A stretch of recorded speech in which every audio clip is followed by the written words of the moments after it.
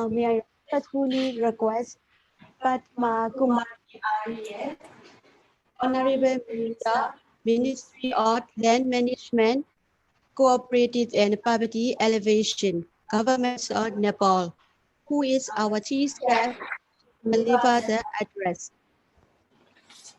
Just before the Honorable Minister starts the address, on behalf of NEDAC, I heartily and warmly welcome you to NEDAC for your time, and you have given your time to address the General Assembly, and we look forward to your continued participation and support to NEDAC. I will also mention here our creator. One of the creators is ICA. Mr. Balu Iyer is also from ICA director. He has also joined us. I'll request Honorable Minister to kindly deliver her welcome address, her address.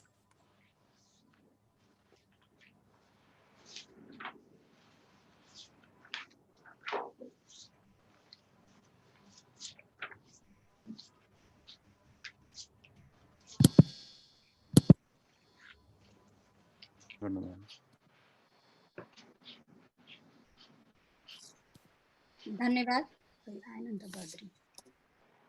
Thank you very much. धन्यवाद. Asia तथा प्रशान्त क्षेत्र स्थित कृषि सहकारीहरूको विकास सञ्जाल नेडाको साधारण सभाका अध्यक्ष, संस्थाका पनि अध्यक्ष सन्दीप नायकज्यू, कार्यक्रमका विशिष्ट अतिथि भारतका उत्तराखण्डका माननीय मन्त्री डाक्टर धनसिंह रावतज्यू, नेडाका उपाध्यक्ष केपी उप्रेतीज्यू, नेडाकै उपाध्यक्ष सहबदिन रियाब्स,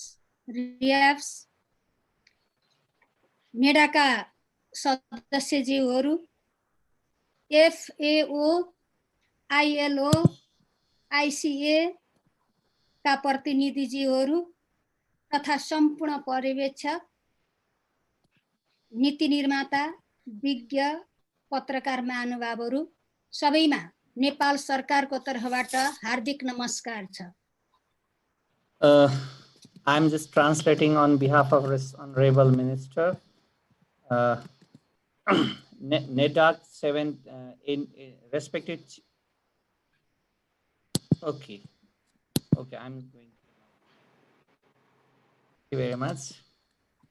Respected Chairman of NEDAC, Honorable Minister Mr. Dhansingh Rawat, Vice Chairman of Mr. KB Upreti, Mr. Riaz, distinguished member from NEDAC, distinguished representative from FAO, ILO, ICA, and APRACA, distinguished observer, policy maker, experts, members of media, ladies and gentlemen, I thank all of you from my personal side and Government of Nepal for inviting me. नेडाको यस साधारण सभामा नेपाल सरकारको तर्फबाट निकै हर्षित छु. I'm glad to participate this AGM from Government of Nepal side.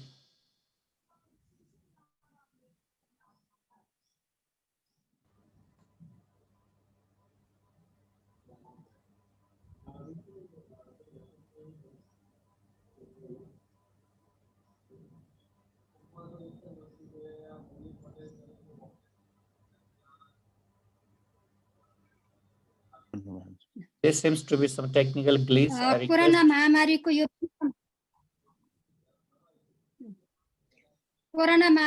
यस विषम परिस्थितिमा पनि नेडाक नेतृत्वले यो गरिमामय साधारण सभाको आयोजना गरिरहेको छ.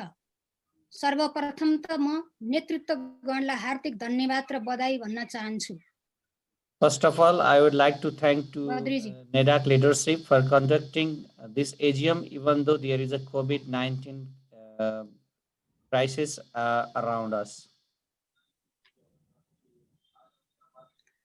दूरसञ्चारको माध्यमबाट भइरहेको network for development of the agriculture cooperative in Asia and the प्यासिफिकको साधारण सभामा सम्बोधन गर्न पाउँदा अत्यन्त खुसी छु। I am happy to address this AGM through electronic mode.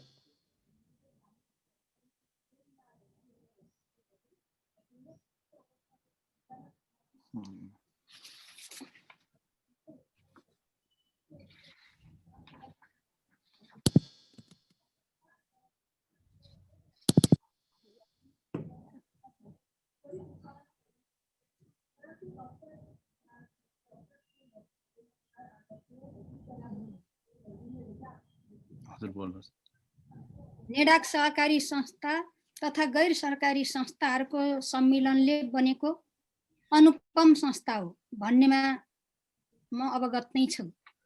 दिगो कृषि, ग्रामीण विकास, गरिबी निवारण तथा खाद्य सुरक्षा गर्न कृषि सहकारीको निकै महत्त्वपूर्ण छ।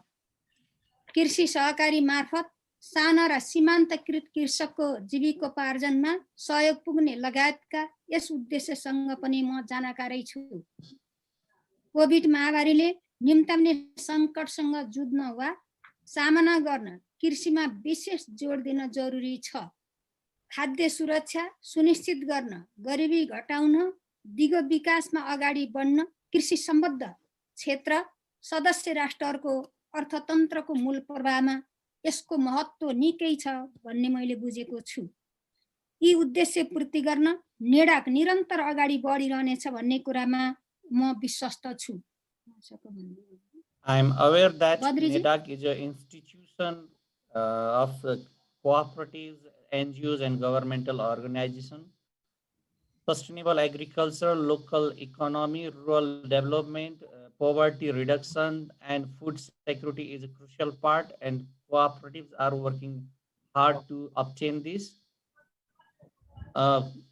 We know that through the cooperatives, small and medium levels enterprises, agriculture societies, and farmers are key component of it. Due to the COVID-19, there is a huge crisis in this sector, and the agriculture cooperative can play a vital role on it. So I personally think that food security and poverty elevation and sustainable development are crucial part, and cooperative needs to look on it.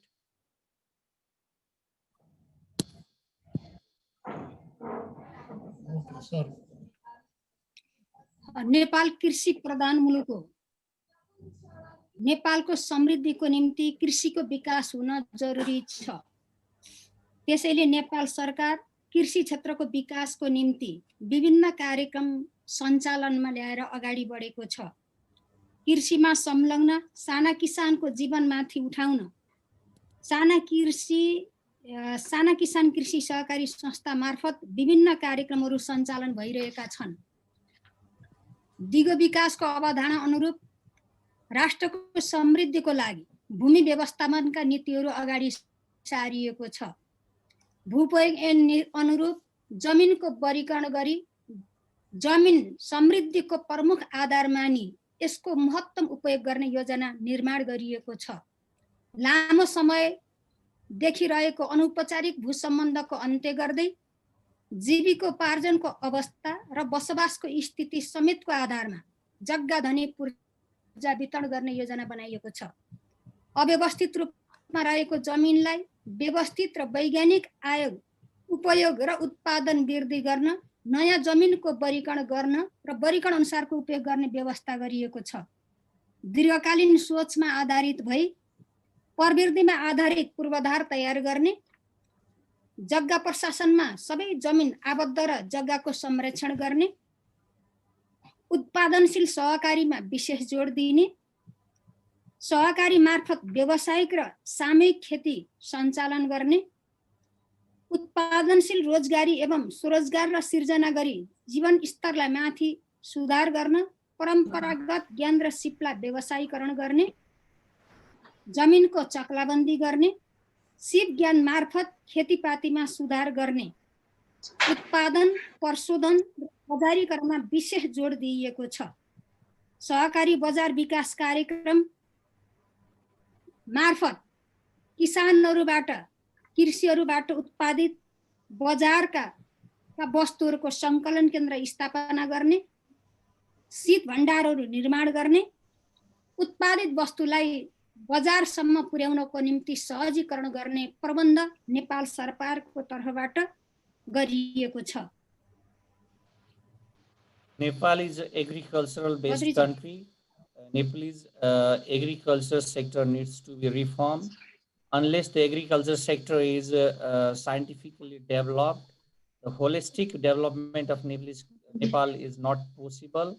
Based on that, her ministry and government of Nepal has taken various measures to strengthen the agriculture sector and through the cooperative societies. Recently, Nepal government had promulgated a land utilization and distribution rules act, and as per that act, there is a various types of classification of land where we have a bifurcated as in a habitat or agro business or maybe in various types of that land. Government recently has given so many priority to develop the agriculture sector, technology-based agro infrastructure development, development of the production-related cooperatives and promotion of the cooperatives who generate the employment, pooling of land and doing a cooperative agriculture, skill-based cultivation of agro business, development, production, and processing of agro product through cooperatives on a value chain system, cooperative market development where the cooperative can sell and buy their product, establishment of land bank, make maximum uses of land at the and identifying the poor family identity and developing them to scale up from their poverty is the some of the area or initiative that government of Nepal has taken.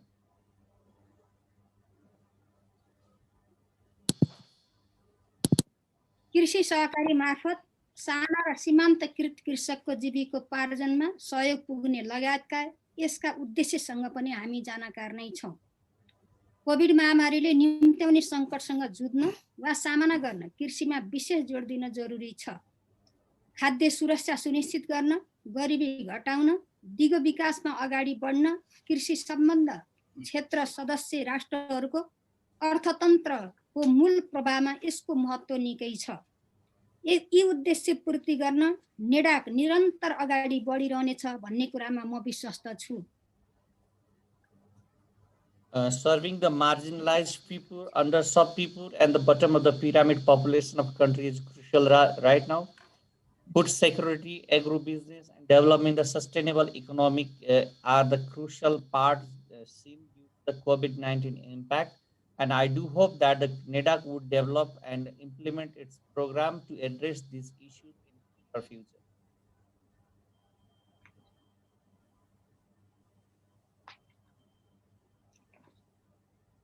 गरिबी निवारणका क्षेत्रमा नेपाल सरकारको तर्फबाट सञ्चालित सबै क्रियाकलापहरूलाई वास्तविक व्यक्ति तथा समूहमा पुर्याउने उद्देश्यले गरिब घर पहिचान गरिएको छ। परिचय प्राप्त व्यक्तिमा लक्षित कार्यक्रम सहकारी मार्फत सञ्चालन गरी गरिबीको जीवन बदल्ने कार्यमा सहकारीको भूमिका महत्त्वपूर्ण हुने अपेक्षा राखिएको छ। शीतमा आधारित उद्यमशीलतामा सहुलियत कर्जा, गरिबको एक्लो बसोबासलाई पूर्वाधार र विकास भएको ठाउँमा वा एकीकृत बसोबास विकास गरी पूर्वाधार तथा सेवाहरू एकीकृत गराई सामान्य सहयोगमा पनि गरिबी निवारण गर्न सकिने संयन्त्रहरू निर्माण गरिएको छ। Government has started to identifying the poor and marginalized people.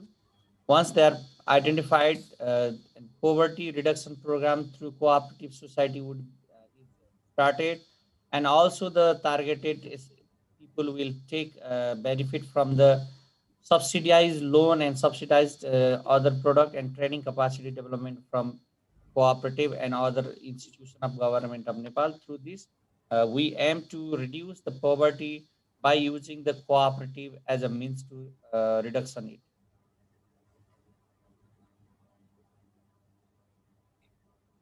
नेपालको तर्फबाट नेडाकको वर्तमान उपाध्यक्षमा रहेको राष्ट्रिय सहकारी बैंक लिमिटेड नेपालको एक महत्त्वपूर्ण वित्तीय संस्था हो। राष्ट्रिय सहकारी बैंकले नेपालका सहकारीहरूको विकासमा विशेष ध्यान केन्द्रित गरेको छ र सहकारीहरूलाई सहयोग पुग्ने गरी विभिन्न गतिविधिहरू सञ्चालित छन्। नेडाकले यी प्रयत्नमा सहयोगी भूमिका खेलेको कुरा जान्न पाउँदा मलाई खुसी लागेको छ। Badriji. Current Vice President of NEDAC, who represent from National Cooperative Bank Limited, and National Cooperative Bank Limited is an important institution in Nepal. It has played a vital role to develop the sustainable cooperatives in Nepal, and NEDAC doing implementing its program in Nepal through NCPL is very important for Nepalese cooperative society. अन्तमा सदस्य राष्ट्रहरूले आफ्नो सफलताका कथा सुनाउँदै किसान तथा सम्बद्ध क्षेत्रका समुदायको समृद्धिलाई बढावा दिने नेडाकको उद्देश्य पूर्तिका निम्ति हिँड्नुपर्ने बाटो तौर तरिकाका सन्दर्भमा सबै सहभागीजीहरूले सुझाव दिनु नै हुनेछ भन्ने मेरो विश्वास छ। नेपाल सरकार नेडाकको उद्देश्यमा प्रत्यक्ष छौं र म नेडाकलाई हाम्रो सहयोगको पुनरावृत्ति गर्न चाहन्छु। At last, I am glad to know that र यस सभाको सफलताको शुभकामना व्यक्त गर्दछु। धन्यवाद। At last, I am glad to know and update about NEDAC activities and the NEDAC main activities of sharing its knowledge and expertise to its member organization where they can replicate it and make changes on the life of the people is very important. Nepal Sarkar is always happy to work together and support NEDAC. At last, I thank the success of this program and thank you for giving me an opportunity and pleasure talking here and speaking. Thank you. Thank you very much, Honorable Minister. Thank you very much, translation for Mr. Badri. As for Ajana, may I invite Mrs. Patila, CEO of Federation of People Sustainable Development Cooperative Trades to deliver the photo thanks to the meeting.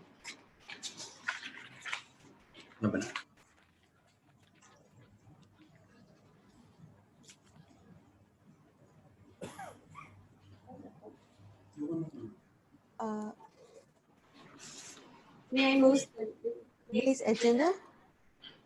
Miss Plantilla, are you? Can you hear? Kindly present a vote of thanks to Honorable Minister from Nepal, who is our chief guest, on behalf of the NEDAC. Okay. On behalf of NEDAC, we would like to thank the Honorable Minister from Nepal for gracing this occasion of NEDAC, our General Assembly, for taking time to be here. We would like to thank him for all the support that he has been giving NEDAC for taking time to be here. Thank you so much.